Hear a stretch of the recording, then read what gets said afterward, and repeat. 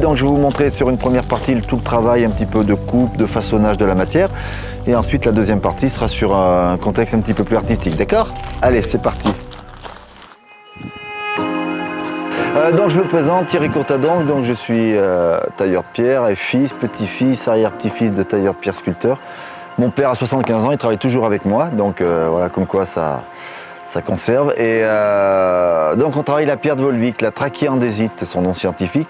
Même si aujourd'hui vous êtes pour la première fois à Volvic, mais probablement que vous avez déjà touché de la pierre de Volvic sans vous en rendre compte, parce que toutes les tables d'orientation qui sont faites sur la planète, hein, vraiment, quand vous avez, je sais pas, vous avez été à La Réunion, vous avez été dans plein d'endroits, vous savez, les tables d'orientation de présentation, elles sont faites en pierre de Volvic.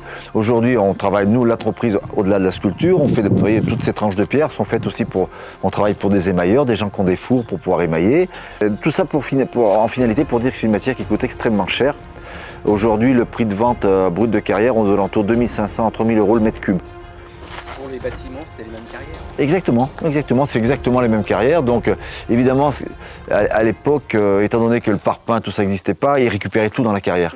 Donc on va acheter notre bloc, on va l'amener sous cette scie, je vais vous montrer.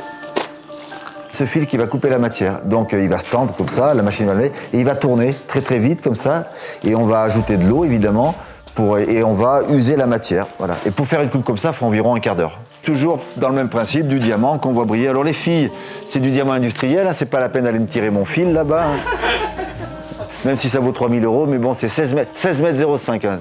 Donc, je vais vous faire une petite coupe et vous allez voir que quand même on arrive à couper la matière d'une façon assez surprenante.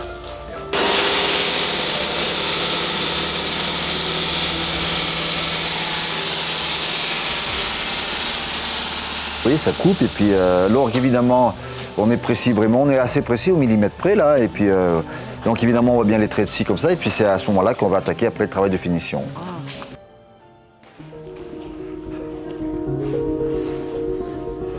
Et dès qu'on va retoucher un tout petit peu la matière,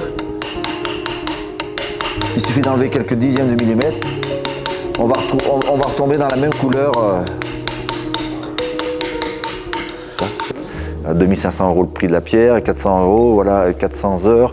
Ouais, vous me pillez, ouais, c'est des pièces qui valent entre 15 et 20 000 €, une pièce comme ça.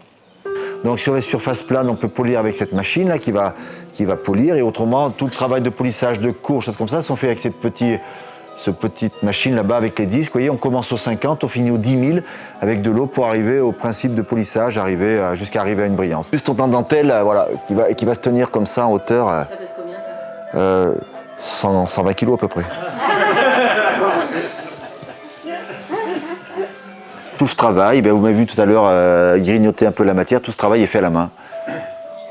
Donc avec tous les risques de façonner, comme ça, et puis tous les risques après de transport, enfin c'est un truc...